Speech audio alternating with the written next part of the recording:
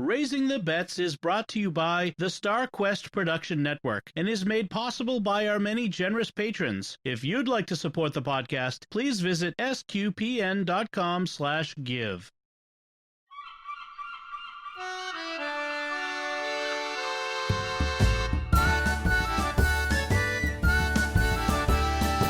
You're listening to Raising the Bets, a family podcast of pirates and penguins. We're a Catholic couple raising 5 kids outside of Boston.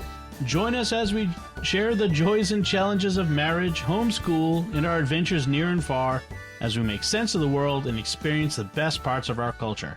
I'm Don Bettinelli. And I'm Melanie Bettinelli. Happy New Year!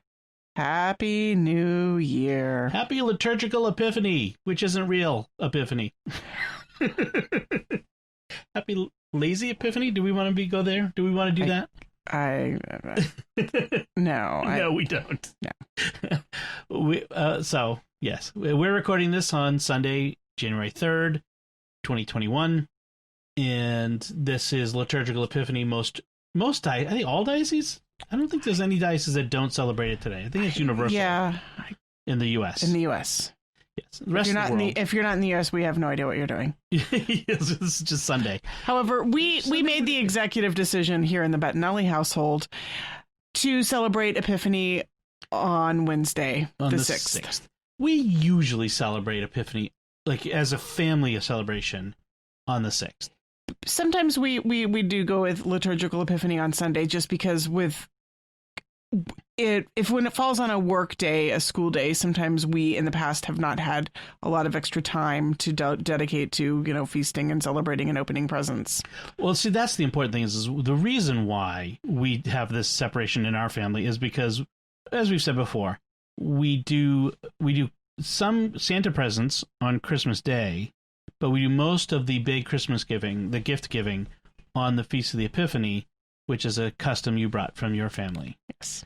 And so sometimes, when Epiphany is a little later, it gives us a little extra time for Santa Amazon to get its sleigh to the house with the stuff that we need to give. But this year, there is the consideration of mail delays, yes, which have been heavy this year. I've been waiting 2 weeks to get a new rasp grater from Amazon. But then there's also the consideration that today was our youngest child's birthday. Yes, Lucy's birthday is today, the 3rd. And just for ease's sake, and so that her birthday didn't get swallowed up into the celebration of everything else, we just sort of decided to... Much to the chagrin of one child. There is a child who has a hard time waiting for an extra 3 days for Epiphany presents. Oh, delayed gratification. Never mind that this child is one of the children whose presents aren't here yet, which we've pointed out, but that somehow doesn't actually make anything better. It just makes them... Well, it just makes it worse. It makes them feel more slighted. My presents aren't here yet. Yeah. Yeah, so there's that. So we had a really nice birthday celebration today, though. Let's talk. So as is our custom with birthdays, is we let the kids open their presents first thing in the morning. We get up and open those up, because in the past when we did presents after dinner, you'd have dinner, you'd have presents, you'd have cake. It's chaos. They just opened presents and now they have to go to bed. So we decided the better part of valor would be let them open the presents in the morning, separate it out over the day, the different parts of the celebration. They have their presents all day long that they can play with, and then at dinner time, we have a special dinner, and then they can have cake. And now that you aren't going to work at dark 30 in the morning, that's possible. Right. Yes, if I were leaving the house at 6:30 in the morning like I used to, we would not be doing presents before work. Right. So it all works out for us.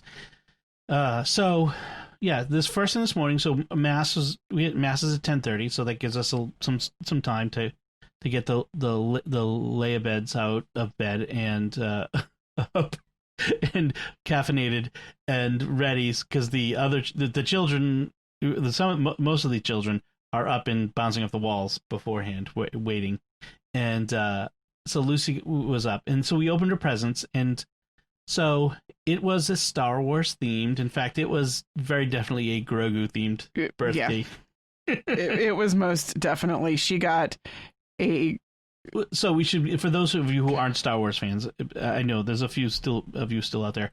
Grogu is also what you may have heard of as Baby Yoda from The Mandalorian. His name has been revealed now as Grogu. Yes, little spoilers. So yeah, she got a T-shirt and a face mask and a doll, like the baby figurine, Grogu doll figurine. It's plastic. It's not soft. Yeah, it's not soft, but it's kind of doll sized. I don't know. Yeah, it's doll. It's like it's not like a little figure, like the old Kenner figures or a minifig or something. It's about maybe a foot tall. The tips not quite. Maybe 8 inches. Maybe 8 inches. Yeah. Posable. You know, the arms move and the ears waggle, and and so a face mask like a COVID mask sort of thing with it on it. Although she did say it had a funny smell, so we were gonna have to wash it before she'll wear it. Yeah. And that was an impulse buy at CVS, so it was totally like, oh my gosh, this is so cute. Yes, I have to get it. She wanted to wear it to mass, but it was too smelly. It was she didn't like the smell. So, the baby Grogu today was very popular. Oh my gosh, like he was everywhere doing everything with all the kids. Yes, he came to mass with us. He stayed in the car, but he came in the car. Yeah, he came in the car. But they were like, "Oh, he's eating lunch. Don't let him eat up all your food." And like they were doing all the things with him today. All of the kids were all gaga over Grogu. Yeah, it was a huge hit. Good call, Mom. And she also got some books, of course. Mm-hmm. So yeah. Oh, Bink and Golly. Yeah. Which Bella and Sophie remembered. I guess it's been a while since we've had Bink and Golly in the house. They were favorite library books, but we never had bought them just because I don't know, we seem to have them out from the library all the time anyway, so and we kind of ran I think we kind of all got kind of tired of them a little bit. I don't know if we get tired of them. They're really cute. It's a cute. Maybe I'm speaking out of turn. Some of us get tired of reading it, but in any case, they are great books. They're about the two little girls who live in an imaginary world where they live. One lives in a tree, and another they don't have parents or families, but they're these two girls who are best friends, and in this world, it's like our world. Yeah, I mean, it's kind of they kind of drift in and out between like sort of reality and fiction, and they're best friends, and there's something really sweet about their friendship, but they're also kind of wry and sassy and sarcastic. They just strike the perfect note for me, and they're eminently quotable. Like they've become part of our family's vocabulary, which the younger kids really don't understand why. Anytime somebody says that they're baffled, I always say, I'm baffled, said Bink. Yeah. So they kind of remind me of the cuter, the better of Pixar characters. Yeah, they could totally be Pixar characters. I would love to see Bink and Golly actually made into like Pixar shorts. Yeah. Like they shouldn't be long, but they should like little shorts. Like 10-minute videos, like animations. Yeah. Yeah. Not live action, animated. Right. That actually would be pretty good. So, Bink and Golly. And then she got the new Ben Hatke book, Julia's House Moves On, which is really sweet. And a Hibiscus. Yes. Which has been our current favorite. We didn't own that. That was a library book. So, but now... Now she owns the first one in the series. We own one of the books, yeah. And then I think that's about it, right? Yeah. Oh, and a bag of Hershey Kisses. Right. She loves milk chocolate so much. I just got her own bag of Hershey Kisses, and she said, "Can I eat these?" I'm like, "Yeah." She said, "Can I eat as many as I want?" And I said, "It's your birthday. Yes, you may." And I don't know how many of them she consumed. She was being very generous and sharing them with her siblings. Yeah. I have a feeling she ate quite a few of them, though. That girl now that milk chocolate is on the menu, she is gaga. It's awesome. She's gaga and Grogu. So we've mentioned before, our custom is that on birthday, the birthday person gets to choose what they want. We usually have gone out for dinner to the place of the choice of the birthday person. Of course, in 2020, we couldn't do that. Though we realized the last time we went out to dinner was for Sophie's birthday when we went to Wahlburgers, which was in March, the beginning of March 4th. So yeah, it's been a long time. But since then, we've done takeout, and so Lucy really loves spring rolls. Vietnamese spring rolls. Not Chinese spring rolls. Right. Definitely different. Totally different. Right. And because they're the ones that she could eat. She like, she got the allergies and all that other stuff. So she can have these. And so she really likes. And so, in fact, I think the last several years, her choice has been pho, to go to the Vietnamese restaurant, which I have no problem with because I love pho. Right. And she just got like a couple orders of spring rolls. I think she ate like 4 of them. Yeah. So there's this new pho place. We are so lucky because the town right next to us has a large Vietnamese community. In fact, there's a Vietnamese Catholic parish, St. Bernadette. They have like Vietnamese masses. Are they Vietnamese? I didn't know. Oh yeah, there's a large. It's been for a while there. In fact, when I worked for the Archdiocese, I had to go there for that's one of the places I had to go on a Sunday for the Catholic appeal. Just to make sure everything was going okay, and it was the Vietnamese mass. It was kind of cool. I didn't stay for the whole thing, but so there's a big Vietnamese community. So there are a lot of Vietnamese shops, groceries, restaurants, and there's a new pho place that delivers via Grubhub and DoorDash, which we ordered from, and we've done it once. We've gotten from them once before, and we'll order it again. They are really good. It was really, really good. You can get like you can get a bowl of 10 spring rolls. Those spring rolls aren't small, but for our size family, that's about the right size. It was just about the right number. Maybe just like if we got 9, it would have been enough. I think. Yeah. She had 4, 3.5. I think she kind of petered out after 3. And then we got some pho, and the way getting takeout pho is really tricky because they have to separate the hot ingredients and the cold ingredients. Yeah, the broth basically separate from everything else. And then you got a really good vermicelli dish. Yeah, I'm not even sure what all was on it. It was like vermicelli bowl, and it had a couple grilled shrimp, and it had a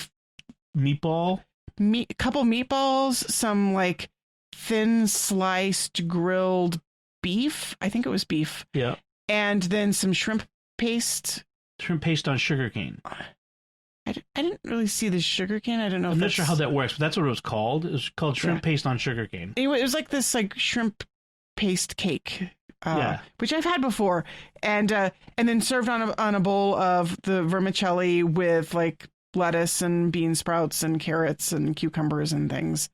And it had this like crispy. It was like an egg, like a crispy Chinese egg roll shell, but it was empty. Oh yeah. I've never seen that before, and it was really, really good. It was just like the crunchy shell part. I had a little taste of the shrimp paste thing, and I gotta tell you, I really like it. I love pho, and every time I go to Vietnamese places, I'm like, I'd like to try these other things, but I really love pho, and I don't want to give up my opportunity to have pho today. So I have really come. Good. I mean, I like the soup, but I've come to be the point where I actually end up getting like shrimp paste vermicelli bowl sorts of things much more often. I really, really love the grilled shrimp and the shrimp paste. Right.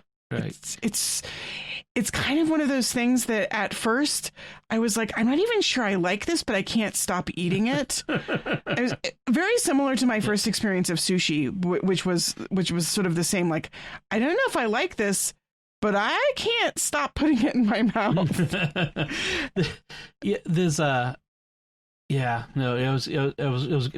was just thinking something Bella was saying about the Vietnamese meatball watercress soup that we actually had this week. That she what is it? She doesn't like how much she wants it. Like when she starts eating it, she can't stop. That's her thing. Yeah, I think again, she's not super big on the taste, but there's something really satisfying about it, and you can't stop eating it. Well, I got the pho, and I always like after eating it, I'm like, I always have a little like epinephrine, not epinephrine. Is it epinephrine? I get a little that little high, that little like feeling good. Not epinephrine. It's not epinephrine. What is it? I forget what the word is. I'm getting old.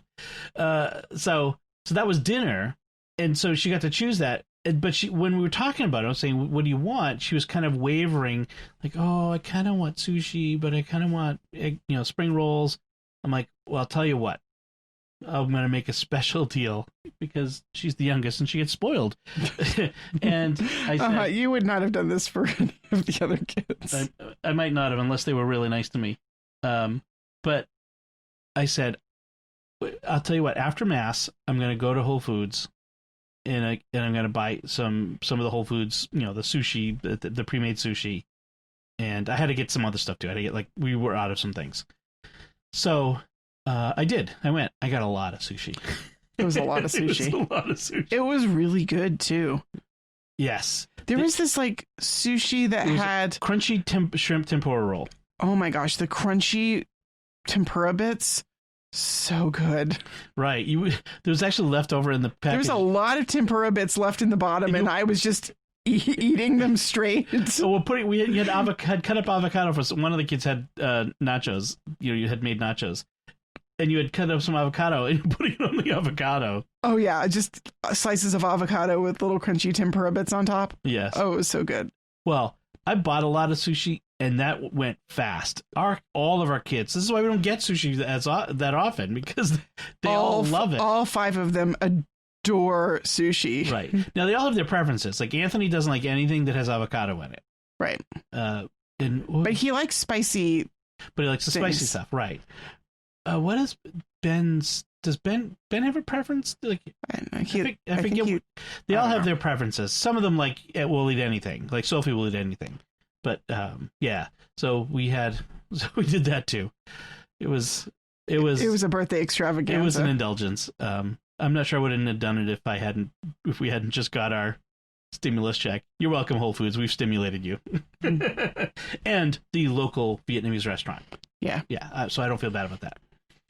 Because Amazon needed Jeff Bezos needed stimulus, right? No, not really, but okay. Yeah, I'm just a little semi-political aside.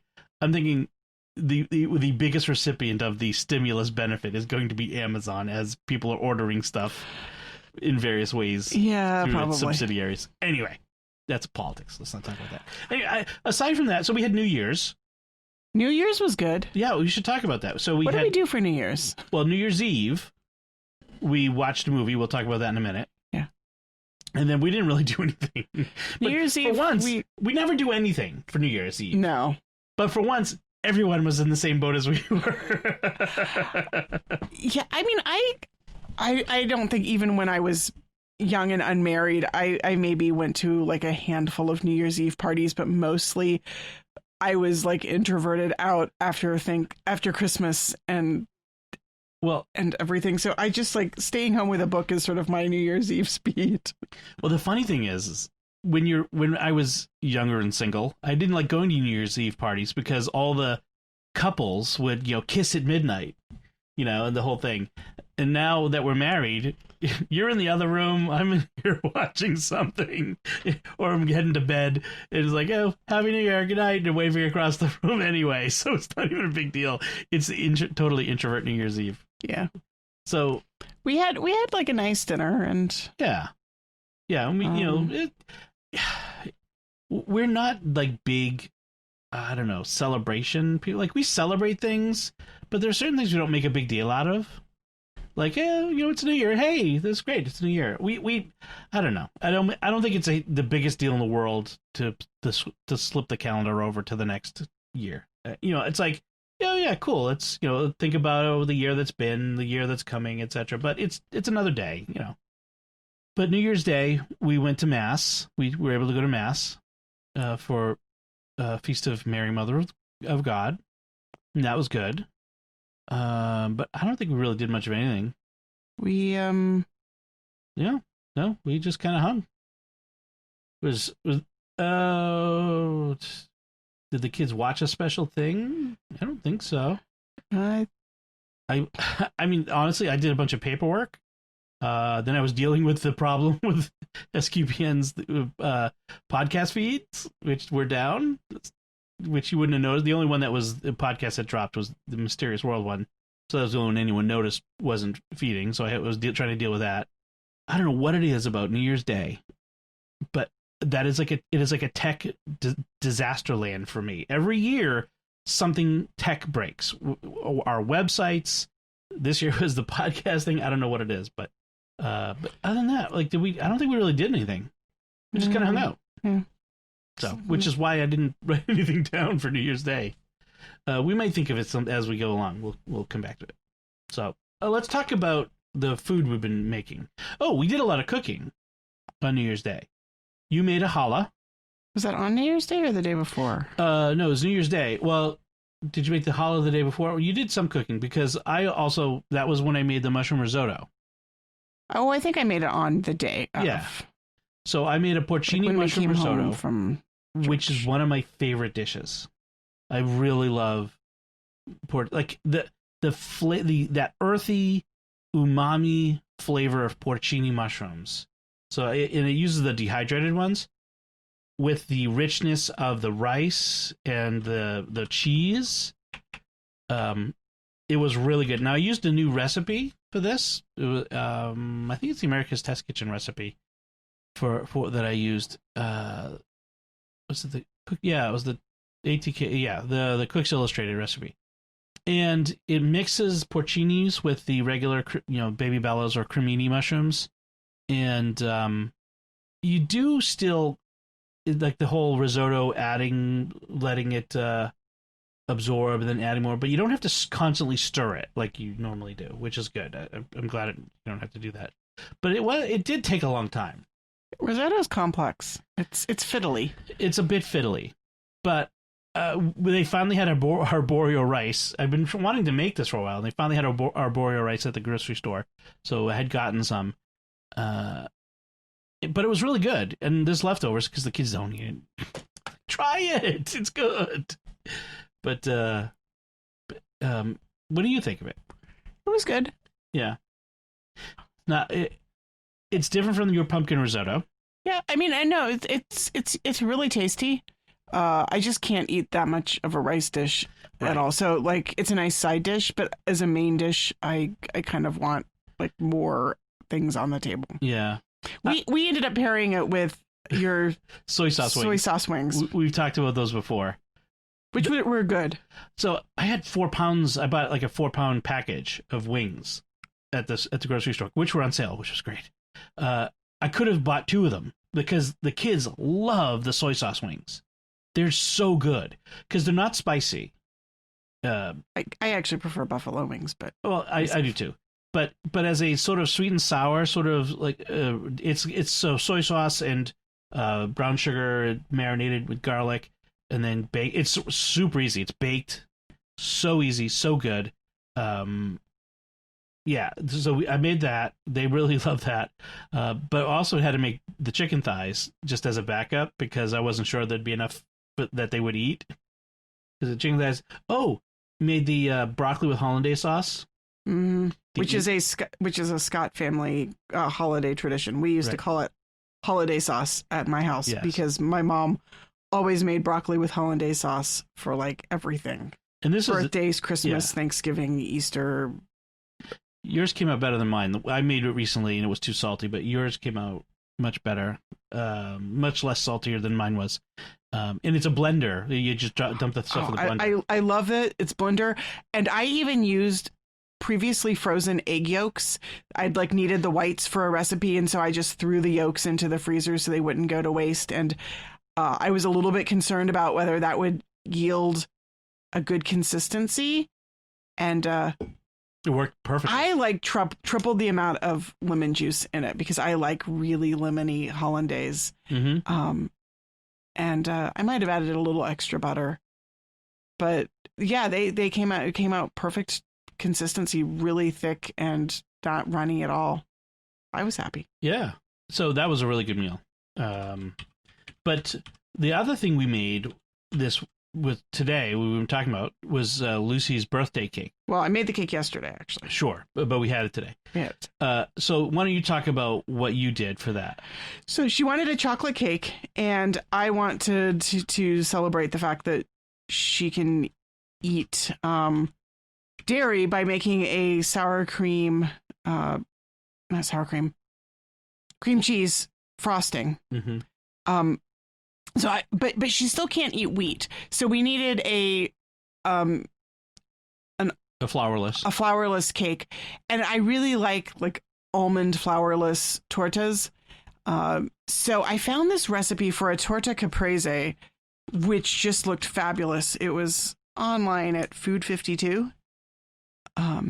And what I loved about this recipe is that it's very versatile and adaptable. It uses ratio, equal parts, almond flour, dark chocolate, butter, and sugar. And so you just do it by weight. So whatever you have, the ingredient that you have the least of, you can just weigh it and then weigh all your other ingredients until you have the same proportions of all of them. And so you just melt your dark chocolate in a double boiler, then you throw in your butter, then you throw in your sugar, then you throw in your almond flour, and then you can add some flavorings. We opted for an unusual combination of flavorings, which was lemon zest and dark rum. Mm-hmm. And then once you've done all that, and we added a little bit of vanilla too, and then you add your egg yolks and stir that all in, and then you whip up your egg whites into a nice stiff peak, and then you fold it in, which gives you that nice fluffy texture. Mm-hmm. And I think that you could definitely taste the lemon and the rum, not as strong flavors, but just as delicate notes in the chocolate. Mm-hmm. And I thought it worked really well. It made the chocolate feel lighter and less heavy and less cloyingly rich. Right. It just kind of brightened it up a little bit. And then with the cream cheese frosting, it was just cream cheese, a little bit of butter, and some heavy cream, since we have tons of heavy cream in the fridge. Yes. Just to lighten it up a little bit, and then cocoa powder and powdered sugar.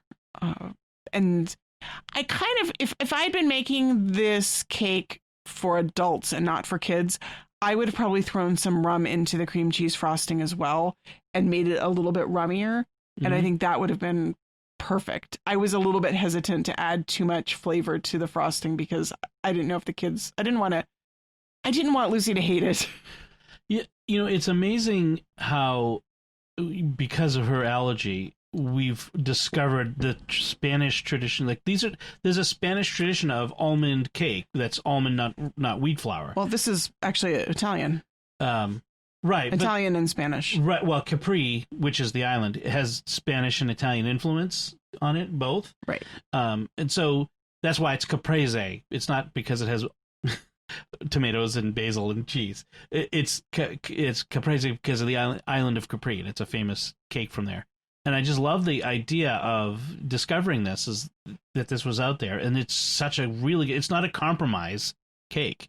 This is, in some ways, these almond-based desserts are better than wheat flour desserts. Oh my gosh, I love baking with almond flour, and even when she can eat wheat flour, I will continue to do a lot of baking with almond flour because it's just so moist and flavorful, and I think because it's more protein, it's sort of lower carb, and I don't feel as overcarbed after eating an almond based baked good. I mean, you're eating nuts, right? I mean, it's not all nuts. There's a lot of sugar and chocolate and butter in it too. Right. But there's a substantial portion of it is protein, not carb. Is not right. Right. Yeah. So I mean, for those who are seeking to avoid carbs, it's also a nice change for them. So highly recommended. I'll put the link in the show notes. You can just Google, or you could Google Torta Caprese Food 52, and it'll be the first link that comes up. That's what came up when I Googled it. Yeah. So really, really easy cake. It's and easy to do. It's just like you said. It's what the ingredients that they do. It's like it's the same amount: 125 grams of blanched almonds, 125 grams of good quality dark chocolate, 125 grams of butter, unsalted butter, and 125 grams of sugar, and then 3 large eggs. Right. So I modified it. I actually upped it a bit. So 125 grams is 4.4 ounces. I did 6 ounces. Right. But it's all just ratio. If you keep the same ratio. So I did 6 ounces of chocolate, 6 ounces of almonds, 6 ounces of butter, and 6 ounces of sugar. And then I had 4 eggs. So I made it in a 9-inch spring form, whereas the recipe called for an 8-inch.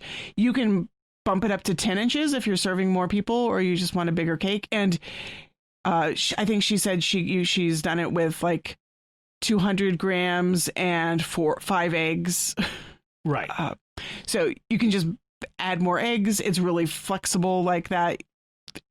A little bit more egg, a little bit less egg. It's not going to make or break the cake. Yeah. I mean, you could do pound cake. A pound. That would make a lot. That would make a lot of torta caprese. And it's not, you don't have to frost it either. I opted to because like it doesn't feel like a birthday cake unless it's got frosting on it. You could dust it with confectioner sugar. That's what the recipe calls for. Yeah. Which makes it lighter and less. It's a classic, like, family Nona sort of a bunch of ingredients thrown together with a lot of different ways you can put your own stamp on it. A dessert, you know. Yeah. It's got to be easy, you know. So great. Totally recommend it. I highly recommend though. Yeah. The lemon zest and the rum. Yeah. Oh my gosh. I would never have thought to put lemon zest in a chocolate cake, but it was perfect. Or even orange zest. Yeah. A little bit of coffee even. If I'd had some coffee made up, I was really tempted, but I didn't really want to make a cup of coffee. Yeah. But coffee would have been a really nice ingredient. Okay, we've been going on and on about this. I have been. It was so good. We both have. We should do it. Fun. So let's talk about what we've been reading and watching. So I want to talk about this new Pixar movie that just came out. It's on Disney Plus. Okay. It was supposed to be in theaters. Blah blah blah. So it's called Soul. It's their latest animated movie. I've seen people recommend talking about it, and I've heard no buzz about it, so I don't really know anything about the story. So it's interesting. They recently did the one that was all about emotions. What was that one called? Inside Out? Inside Out. Okay, so that was about emotions. This one is about your soul and destiny and your passion. So I'll stipulate up front. The theology is all wrong. Okay. And it is a godless afterlife, a godless universe. There may be a God there, but he's not brought in at all. If you don't believe in God, you could just as much, enter into this movie as if you do believe in God. So, okay, but does it feel like it's sort of it doesn't anything feel in it is anti-God, no, like, but there are incompatible? Yeah, there are a couple of bits that are incompatible, and plus the theology, like you have souls that are in a pre-birth state, like there are souls that are waiting to be put into bodies. So there's a bit of yeah. Which as Catholics, the soul is created at the same time as the body. We're not souls inhabiting a body. We are body soul composites. We are both. Right. So that part. I make allowances for where it's a movie. Okay, we're telling a story. It doesn't have to be completely accurate. I didn't think it was especially funny. Like, I like movies, some of the Pixar movies, like The Incredibles and stuff like that, they're like wicked funny. You laugh out loud. It's it's a lot of fun. I didn't think it was especially funny, and I didn't think it was especially innovative in its story, in the sense of the story is pretty much what you think it's going to be. It's the Pixar story, okay? You're going down the list of the moments that you expect to find in the high, the low, like you start out here, you go down, you go up again, you have the bonding between two characters, there's a misunderstanding that causes the break, the resolution, the good resolution has to come about with their resolution of their break. You know what I mean? Like the whole thing. And at the end, we've resolved and we are happy with what we've come up with, et cetera, as our resolution. Okay, but that could be a really, really good movie or a really bad movie. Like the Right. fact that it hits those notes doesn't make it good or bad. No, it just isn't new. It's like Toy Story was different, right? The original Toy Story. Was it? It kind of hit all the expected notes. But it had unexpected. But it's how it traveled through that. This one, I'm not saying it's a bad movie. I'm just saying I didn't feel it didn't feel especially new in many ways. Okay, I guess I'm just not seeing that, like, whether you hit those notes or not isn't what makes it new. It's how you hit them. I guess. It's basically what you expect these sorts of animated movies to be. It wasn't different from any of the other ones in that sense. Okay, which doesn't make it good or bad, but it goes exactly where you expect it to go. That's it. Okay. There's a lot of music in it because the main character is he's a jazz musician, aspiring jazz musician. And there's a lot of really good music in it. I really enjoyed that part. That was really nice. And the message was good. Life, the message basically is that life is not about having a special purpose or mission in the sense of, I was born to be X. If I don't attain this thing that I think I want, my life is meaningless. What's the purpose of life? Life is only meaningful if I get to be a performing traveling jazz musician instead of being a substitute teacher.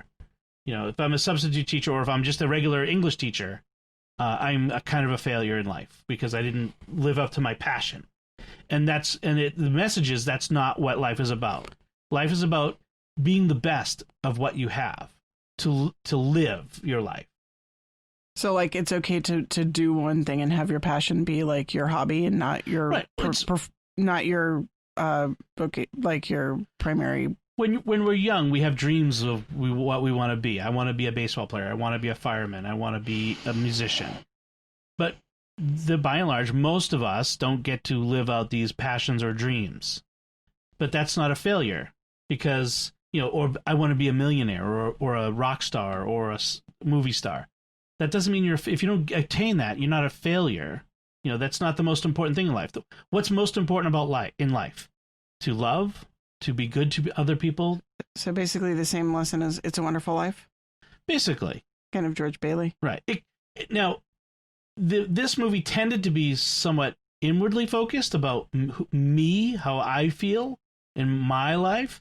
It could have gone further to talk about being a little more outwardly focused as well, making the world a better place, being better for others, but that's fine. It could have gone further, didn't have to. There was this weird little omission. The main character, there's this beat that goes sort of about how the main character is somewhat self-absorbed, and I didn't feel like they landed the plane on that, like in the sense of resolved it. They didn't like. He didn't become less self-absorbed. Like there was a couple of moments where he kind of comes gets confronted with the fact that he's previously been so self-absorbed about his drive to become the musician that he didn't notice the people around him and their hopes and dreams and lives and stuff. He tended to talk about himself, but we don't resolve that. Like after. At the end, we don't get and I'm not going to be so self-absorbed. I'm going to pay attention to other people. At least I didn't notice. I mean, I could have missed it, but it didn't seem to be a big thing. So that was kind of interesting. I mean, it was okay. I wasn't blown away by it. It was okay. I'd kind of put it, like if I'm like comparing it to recent Pixar movies, like I'd put it just below Coco. Did you see Coco? I did not. So that I like Coco because a lot of the visuals and I love the Mexican American cultural aspects of that. That was really really interesting. But also the visuals of the Day of the Dead stuff was really excuse me, was really cool. Really, I felt like that was different. It felt really different from other stuff. I like jazz music, so I really enjoyed that aspect of this. I'd say it was pretty good. It wasn't, Pixar hasn't had a real big, blow me away hit in a while. So hopefully that'll come. But This was good. Okay. So I gotta take a drink of water. Hold on. So for New Year's Eve, we both watched The Avengers, which you'd seen before, but I hadn't many actually times. seen. I've slowly catching up with the Marvel Cinematic Universe movies. Since we got Disney Plus, you've been catching up on all the Disney-owned properties. Yeah, very slowly. Like, I'm not a huge, big... You're not a superhero movie fan. Yeah. But, I mean, I enjoy them, but I'm not going to, like, binge watch and see them all in, like, a couple of weeks. Especially Captain America and Thor movies for some reason. I don't know why. So you've seen the original Iron Man, but which we watched together. Yes, at some point. We think you missed the second Iron Man. I'm pretty sure I have not seen the second Iron Man, so I'll catch up on that. Yep, you've seen Captain America. Yeah, I watched Captain America. I watched that on my own, and I think I fell asleep partway through because there were some plot points in Avengers that I had missed, which were from Captain America. The important ones, like that for the bigger MCU, which like the Tesseract I don't know. I was tired. I remember watching over your shoulder as I was going to bed. You were watching it in bed. You've seen the first Thor. And I've seen Thor Ragnarok because I watched him out of order. Right. You've also seen Guardians of the Galaxy. Yeah, we watched Guardians of the Galaxy, both 1 and 2. Yeah. Together. You might just, I think, you can probably skip Thor Dark World. I mean, you could see it if you want to be a completist, but you could probably skip that. Most people agree that's the least. You've seen Black Panther. I did see Black Panther. I really liked Black Panther. Yes, it was very good. Let me see. But so that means you've got Iron Man 3, Captain America Winter Soldier, the Ant-Man movies, Captain America Civil War, Avengers Age of Ultron. So luckily they put them in order on Disney Plus, so you know which ones. I don't think they were in order before, because otherwise I would not have watched the Thor movies out of order. Right. I remember being confused as to which one was watched which. Thor Ragnarok a long time ago. Like we were just watching Thor Ragnarok. No, I watched it on my own. You watched it on your own? Yeah. Oh, yeah. Okay. Yeah. Then you shouldn't. Because you were like, why doesn't Thor recognize Hulk? I mean, they've met each other before. I'm like, no. This is actually Hulk's first appearance in the rebooted MCU. I mean, and yet they somehow all kind of know about him, like because of the Edward Norton movie or the Eric Bana movie, which I can't remember. They made it. They made the first Hulk movie twice, and this is before. Technically, it's not part of the MCU, but they kind of make it. Yeah, they make it something that happened, and everyone knows about him right. and stuff. Yeah. Anyway, that was kind of confusing. It's comic books. Anyway, Avengers. Lots of things blow up. Lots of explosions. Lots of blowing up. But that's what I expected. Mm-hmm. The Battle of New York, which now you saw Daredevil, right? Yeah. And Daredevil and Jessica Jones, they keep referencing the Battle of New York. That's that one? That's the Battle of New York. Oh, okay. That kind of basically destroys half of New York, downtown New York City. So Loki, basically. Yes, Loki's invasion of New York City with the Chitauri. Yeah. Yep. I like Loki and Thor. That's kind of fun. I did not expect to like them because I kind of tend to be a bit of a purist in the whole crossover between Norse mythology and our world. The superhero world seemed kind of weird to me at first, but they're aliens. They're kind of growing on me. I like the line that was that Phil Coulson says to Captain America, "Be careful out there, Cap, because you're dealing with gods." And he says, "I'm pretty sure I know God, and God doesn't. I'm pretty sure God doesn't dress like that, or something like that." I forget what it was. It was a good line. So yeah, Avengers. And then the other movie I watched is a movie came out a few years ago. I don't know, I missed it, but it's called Now You See Me, and it's a classic heist movie, but with magicians, like stage magicians, not Doctor Strange magicians. Which is another one you have to watch, by the way, in the MCU. Uh-huh. It's in the order. But they're stage musicians, and it's really clever. So it's got a really good cast. Aaron Eisenberg, from Cheers, what's his name? Woody Harrelson. I'm really bad at this. Morgan Freeman, Mark Ruffalo, who plays the Hulk in Avengers, and some other folks that I slipped my mind. But anyway, they're stage musicians who have been recruited by somebody, we don't know who, to join this secret society, and the initiation is they have to pull off these 3 big heists, sort of magic tricks, and not get caught. And they do have to do it in public, where everybody, including the cops, can see. And so you kind of follow them, and there's a lot of these. I've said before, I tend to figure out the whodunit part of whodunits. They had me to the end. I did not figure it out till the very end. They kept me I kept bouncing back and forth. They're the one. No. Okay, maybe that. No. They're the one. No. They had me jumping back and forth on that. They had you jumping back and forth, but were any of the ones you suspected the one, or was it somebody who was totally not? No, it was basically I suspected everybody at one point or another. So okay. So the ones I really like is when it turns out to be none of the above, and you're like, wait. This one, the one that turned out to be, was the least likely one. I figured it out very close to the reveal, maybe a few scenes before the reveal. Or 1 or 2 scenes before the reveal. But it was not a likely suspect. Let's put it that way. But it's good. It was really good. I liked it. I liked the gags, the tricks that they did, the magical tricks, including there's this one thing they do it's in the very beginning, the very opening, as you see each of the magicians doing their stuff, their street magic or their stage show or whatever, before they get recruited. And one of the things, the Aaron Eisenberg one, was he's doing card tricks on the streets of New York, and he's got this deck of cards, and he's looking into the camera as if you're the mark that he's got, the person that he's working with, and he flips the deck at you, and he's saying, pick a card, any card, and as the viewer, you pick a card, and I tell you, when you pick your card, he turns around and goes, let's see your card. And the building lights up with the card. The lights of the building make up the card, whatever the card is. Ace of Spades, 2 of Hearts, that sort of thing. And it will be the card you've picked. And I'm not sure how they do it. It's got to be some sort of visual thing they do with the frame where that one card is the card that your eye catches. That's the one there's some sort of psychological thing they're doing to you. Which is kind of interesting and fun, and it's a great way to start the movie because it sets the stage for you to do.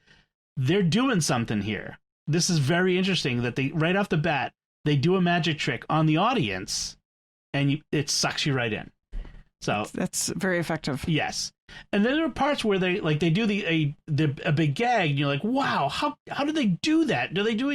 Is it real magic? And then then someone comes in and explains how it happened. Someone dismantles it and says, no, this is how they tricked you. So that's also kind of satisfying. So I really enjoyed it. And there's at least one sequel. I'm not sure I think there might be 2 sequels. So I recommend it. That was good. Now You See Me. It was a good fun movie. All right. So that's what we watched. Let's talk quickly about books. I'm still working on my giant novel, so that's I planned that this would be something I would be working on for several weeks at the end of the year. But I want to talk a little bit about my Goodreads goal. I've mentioned before, okay.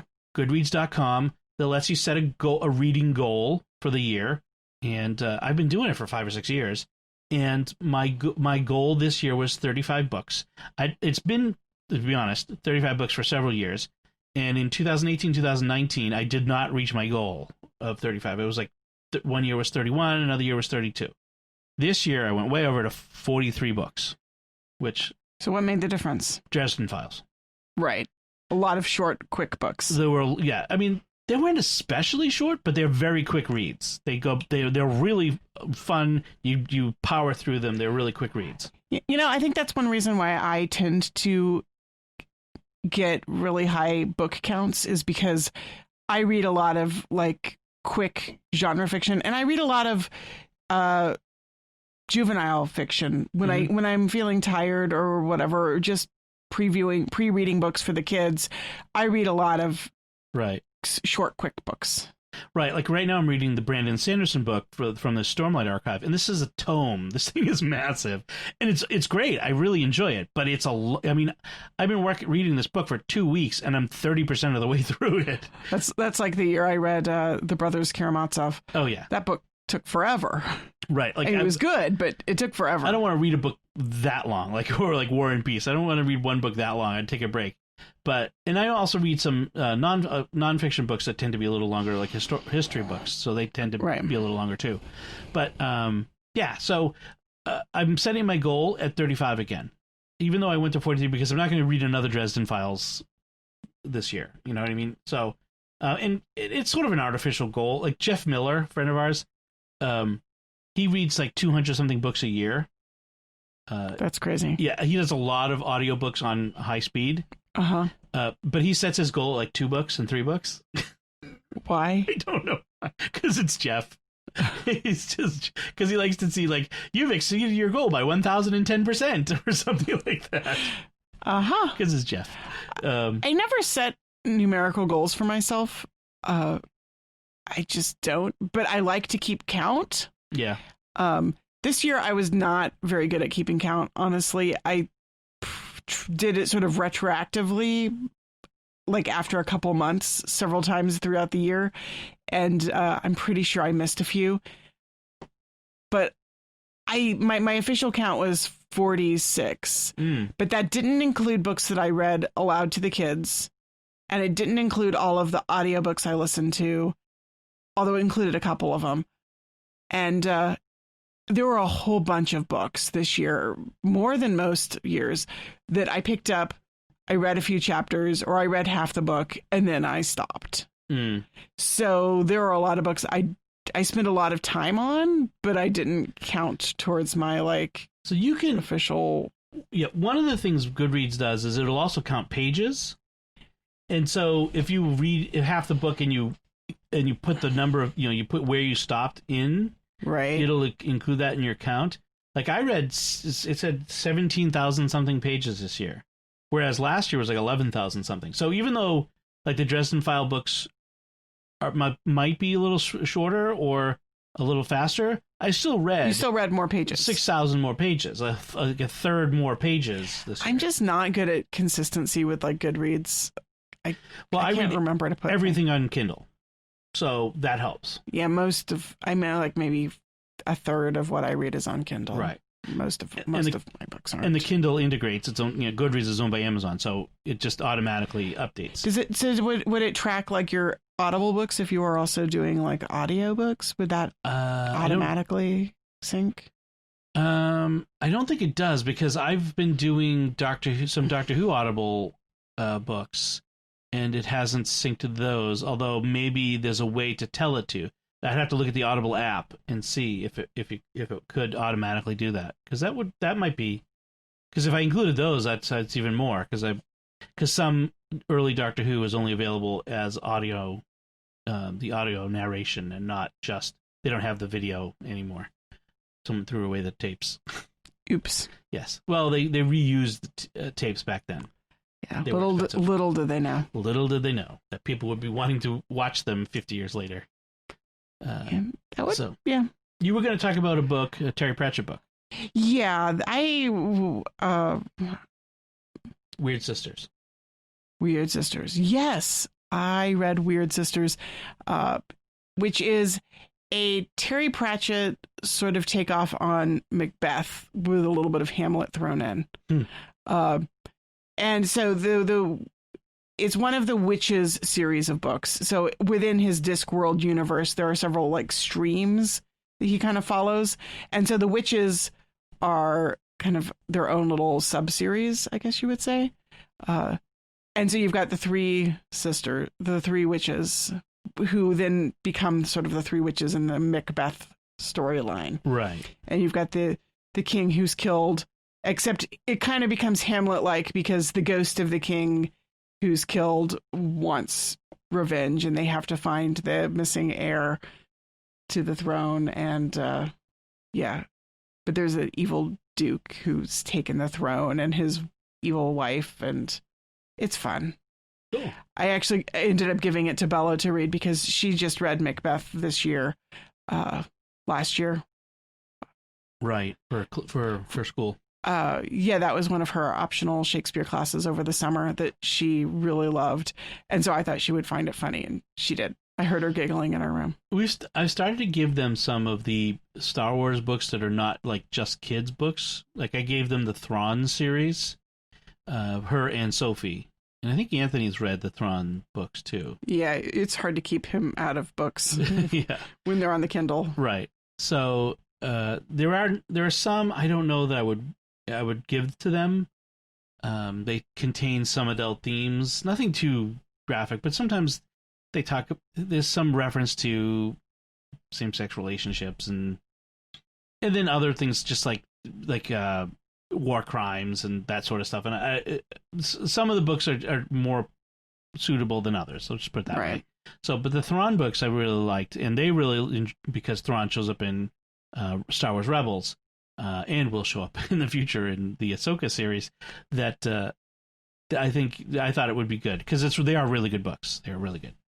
Maybe at some point I'll pick those up when I'm looking for something to read. Right now, I'm joined a book club for the beginning of the year on Facebook, reading The Friendship of Christ, I think, by Robert Hugh Benson. Oh, yeah. And so I'm looking forward to that. It starts this week. We're reading 2 chapters a week, which seems ambitious to me, but I'm assured that it's only like 10 pages a week. So it sounds doable. Okay. And I also started a novel that's called Empire of the Wild. It's sort of a werewolf loup-garou novel that takes place in Canada. The protagonist is Canadian First Peoples. Interesting. And so it's very interesting because it really focuses on that Native American mythology. So like a skinwalker almost? Yeah, kind of. I'm really curious to see where the story is going. Okay. But it's a page turner. So to close things out, just quickly, because it's Epiphany, I wanted to talk a little bit about the Feast of Epiphany and this reflection from our favorite Trappistine abbess, Mother Sophia from Mount St. Mary's Abbey, who always has these great reflections on the readings. And this week's it's titled "The Gift That We Are."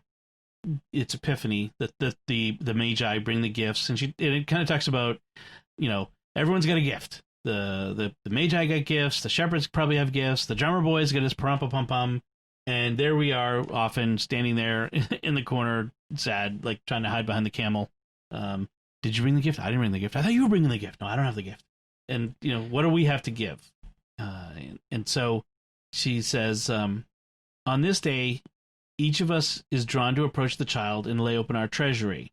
Our gift, she says, is the treasury of the heart, whose contents are infinitely precious. What's inside? Dark and dusty places, chaos and mystery, but also beauty, richness, prayer, and worship, a pleasing odor, hidden suffering and compassion. Step 1, open. Step 2, let him look. Step 3, let him take what he wants.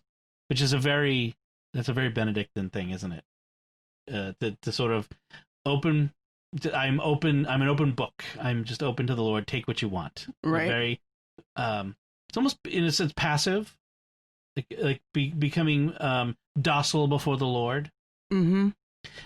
Then she kind of goes through the 3 gifts of the Magi are the 3 gifts in us. So gold. Our gold is the deepest, truest, most beautiful self, fresh from the hands of my Creator. This is the self God sees in his dreams and smiles. This is us in our purest sense, as he created us. There's the frankincense, where we become a living censer, because the frank incense, and we're burned up, offering the incense of prayer night and day. We become a vessel of God's glory. So so our worship is a gift that we give to God. And then the myrrh is, and this was kind of interesting. So myrrh is ointment, spices, perfume. And she says it joins intimacy and sacrifice into one. And it kind of, I think the way what she's trying to draw out is this idea of the perfume is also chrism is a type of ointment that is used for baptism. We are anointed in our vocation, so like especially like a priest, or so confirmation we are anointed. Priests are anointed for service, and then at our burial we are perfumed for burial. We are anointed for our burial, and so myrrh is sort of accompanies us on our journey of our life, of our life through the sacraments, and that's also a gift. Our lives are a gift.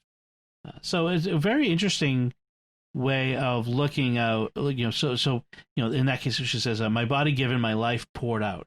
It's a very interesting way of looking at the gift we give to Christ, an analog to the gifts of the Magi is the gift of ourself. We give ourselves, all of ourselves, the good, the bad, the ugly, to God, and he takes that.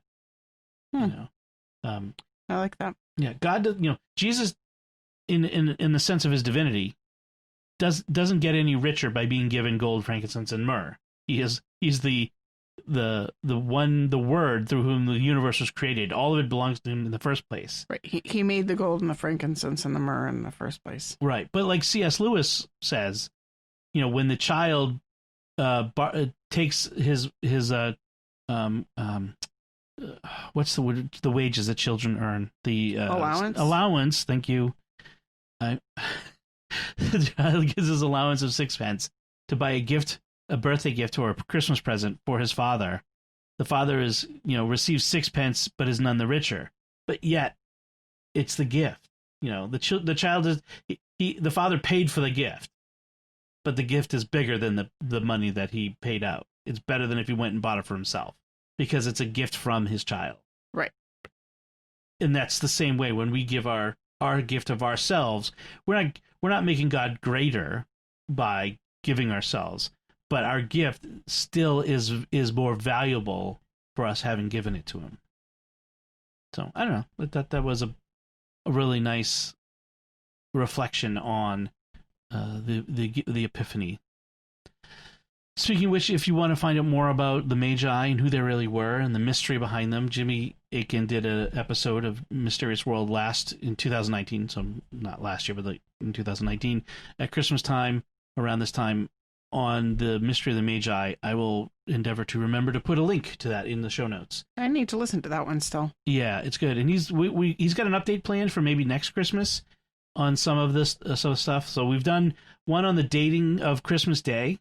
So that was in 2018. We talked about when is Christmas? Was it December 25th? What kind of date was it? And the whole like Sol Invictus, and it was preempting a pagan holiday. Spoilers, it wasn't. And then that one was about the Magi themselves and who were they and what were they following and that sort of thing. So very interesting stuff to do. All right, let's wrap it up. Okay. Before we do, we take a moment to thank our patrons who make it possible for us to create Raising the Bets, including Victor C., Michael F., Matthew S., Chris H., and Marissa S. Their generous donations at sqpn.com/give make it possible for us to continue Raising the Bets on all the shows at StarQuest. And now is a great time to become a StarQuest patron because a generous StarQuest supporter has given us this opportunity to match your gift. So when you start a new Patreon monthly pledge at sqpn.com/give, the first 3 months will be matched by an equal amount from our donor. So if you become a new patron at, say, $10 a month, after 3 months, the donor will give $30 to StarQuest to support all our shows, including this one, which makes your gift go even further. So if you've been thinking of becoming a StarQuest patron, now is the time. Visit sqpn.com/give. So if you have any feedback for us on anything we talked about today, we'd love to hear from you. You can comment at sqpn.com/bets, that's BETTS, or the SQPN Facebook page at facebook.com/StarQuestMedia, or send an email to bets@sqpn.com. And we'll have links to everything in our show notes at sqpn.com. If you have not yet done so, be sure to subscribe to the show in Apple Podcasts, Google Podcasts, Stitcher, TuneIn, your favorite podcast app, or at the SQPN YouTube channel. You should also hit the bell to get notifications. Until next time, I'm Don Bettinelli. And I'm Melanie Bettinelli. Thank you for listening to Raising the Bets on StarQuest.